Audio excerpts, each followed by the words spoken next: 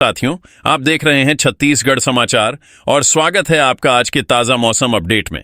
आपके यहां बारिश होगी या नहीं, मौसम बदलेगा या नहीं, जानिए सब कुछ एकदम सटीक और भरोसेमंद जानकारी के साथ।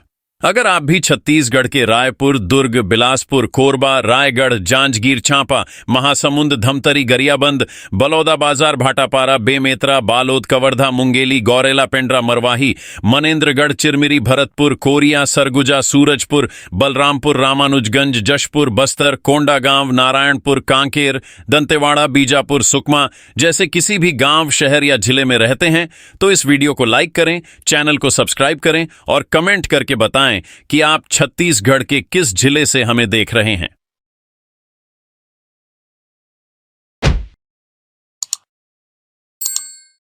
बेहद खास है क्योंकि नवरात्रि के पावन अवसर पर जब पूरा प्रदेश मां दुर्गा की भक्ति में डूबा हुआ है, तब आसमान में भी बदलाव साफ दिख रहा है।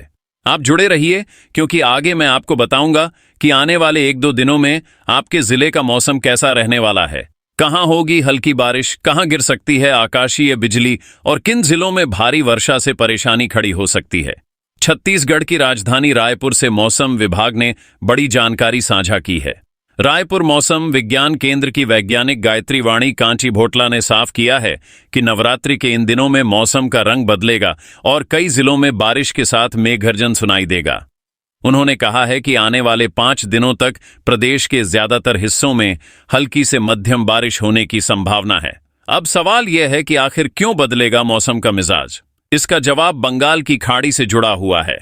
बंगाल की खाड़ी में एक चक्रवाती परिसंचरण यानी साइक्लोनिक सर्कुलेशन सक्रिय है। वैज्ञानिकों ने बताया है कि आज कल के भीतर यह सिस्टम और मजबूत हो सकता है और डिप्रेशन में बदलने की संभावना है। अगर ऐसा होता है तो इसका सीधा असर छत्तीसगढ़ पर पड़ेगा।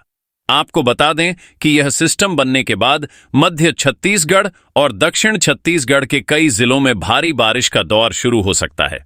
मतलब साफ है, नवरात्रि के त्योहार पर लोग जब घर से बाहर मां दुर्गा के दर्शन करने निकलेंगे तो उन्हें भीगने के लिए तैयार रहना होगा।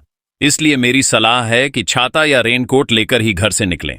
अब बात करते हैं जिलों की। मौसम विभाग ने साफ कहा है कि इस सिस्टम का असर बस्तर संभाग और सरगुजा संभाग पर सबसे ज्यादा पड़ेगा। यानी अगर आप दंतेवाड़ा, बीजापुर, सुकमा, नारायणपुर या बस्तर जैसे जिलों में रहते हैं तो सतर्क रहिए। अगले 1-2 दिन में इन इलाकों में तेज बारिश के साथ बिजली गिरने की घटनाएं हो सकती हैं। वहीं सरगुजा, सूरजपुर, बलरामपुर और जशपुर जैसे जिलों के लोग भी सावधान रहें क्योंकि यहां भी तेज बारिश का अलर्ट जारी किया गया है। खासकर किसानों को इस बारिश से नुकसान हो सकता है क्योंकि कटाई का सीजन चल रहा है और अगर समय पर फसल सुरक्षित नहीं की गई तो नुकसान बढ़ सकता है। अब बड़ा सवाल, मानसून की विदाई कब होगी? मौसम वैज्ञानिकों ने बताया है कि सामान्य तौर पर उत्तर छत्तीसगढ़ से मानसून की विदाई अक्टूबर के पहले हफ्ते तक होती है, लेकिन इस बार बादल अभी भी सक्रिय हैं और अगले 7-8 दिन तक मानसून की विदाई संभव नहीं है। मतलब यह है कि अभी आपको बारिश से राहत नहीं मिलने वाली। मौसम विभाग ने लोगों को आगाह किया है कि आने वाले 1-2 दिनों में छत्तीसगढ़ के लगभग सभी हिस्सों में हल्की से मध्यम बारिश देखने को मिलेगी। इस दौरान गरज चमक के साथ आकाशीय बिजली गिर सकती है और हवा की गति 30 से 40 किलोमीटर प्रति घंटा तक पहुंच सकती है। यह स्थिति खासकर ग्रामीण इलाकों में ज्यादा खतरनाक हो सकती है, इसलिए लोग पेड़ों के नीचे या खुले मैदान में खड़े ना हों। अब सबसे बड़ी अपडेट, मौसम विभाग ने छत्तीसगढ़ के कुल 28 जिलों में ऑरेंज और येलो अलर्ट जारी किया है। इसमें शामिल हैं सुकमा, बीजापुर, दंतेवाड़ा, बस्तर, नारायणपुर, कोंडागांव, कांकेर, धमतरी, बालोद, राजनांदगांव, गरियाबंद, महासमुंद, रायपुर, बलौदाबाजार, जांजगीर चांपा, रायगढ़, बिलासपुर, कोरबा, जशपुर, दुर्ग, बेमेतरा, मुंगेली, सुरगुजा, सूरजपुर और बलरामपुर। इसके अलावा गौरेला, पेंड्रा, मरवाही, कबीरधाम और कोरिया जैसे जिलों के लिए येलो अलर्ट जारी किया गया है। यानी यहां भी मौसम अचानक करवट ले सकता है और हल्की से मध्यम बारिश के साथ बिजली गिर सकती है। दोस्तों, यह तो हुई आधे डेटा की बड़ी जानकारी। अभी आपके सामने बाकी जिलों और बंगाल की खाड़ी में बनने वाले अगले निम्न दबाव क्षेत्र की पूरी डिटेल बाकी है, जो मैं आपको अगले भाग में दूंगा। लेकिन जाने से पहले आपसे एक निवेदन है, अगर आपको यह जानकारी उपयोगी लग रही है तो इस वीडियो को लाइक जरूर करें, अपने दोस्तों और परिवार के साथ शेयर करें और चैनल को सब्सक्राइब करना बिल्कुल न भूलें। क्योंकि छत्तीसगढ़ के हर जिले का मौसम अपडेट हम आपको सबसे पहले पहुंचाते हैं। दोस्तों, आपने अभी तक सुना कि किस तरह बंगाल की खाड़ी में बना चक्रवाती परिसंचरण छत्तीसगढ़ के कई जिलों में बारिश लेकर आ रहा है और प्रदेश के 28 जिलों में ऑरेंज और येलो अलर्ट जारी हुआ है।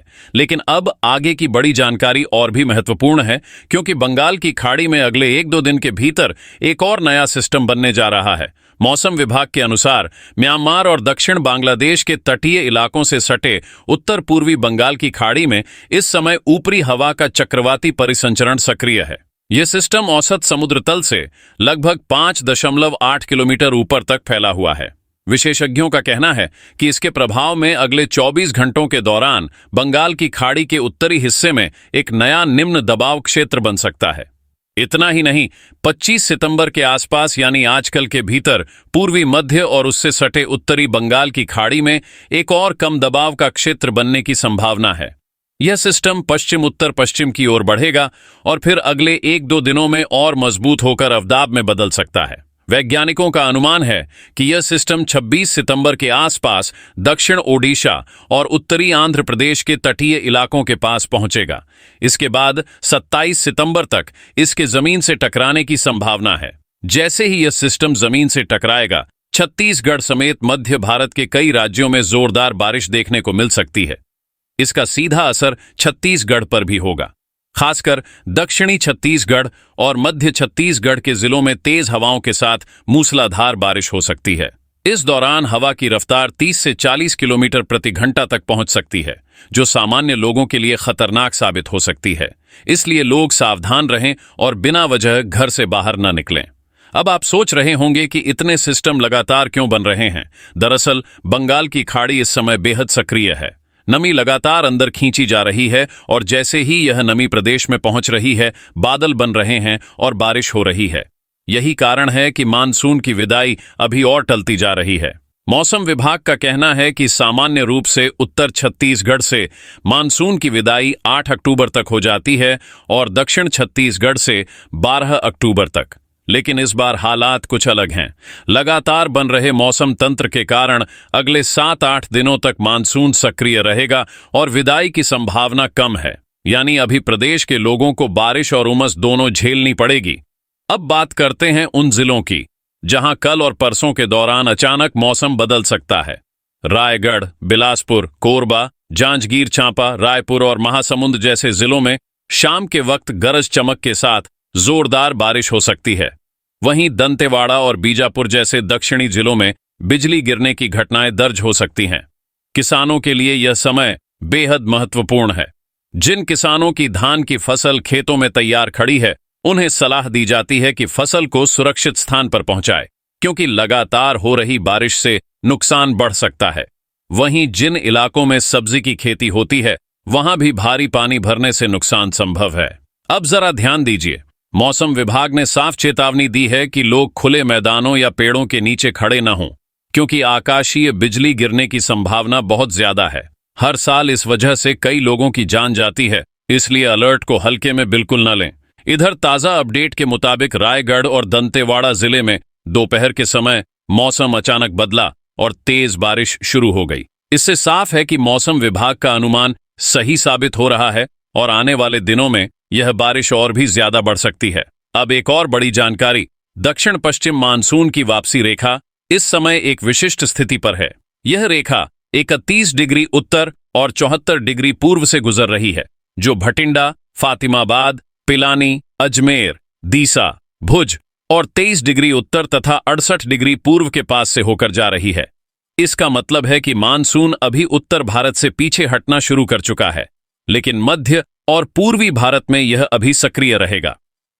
दोस्तों, अब बात करते हैं छत्तीसगढ़ की आम जनता के लिए सबसे बड़े सवाल की, त्योहारों पर मौसम कैसा रहेगा।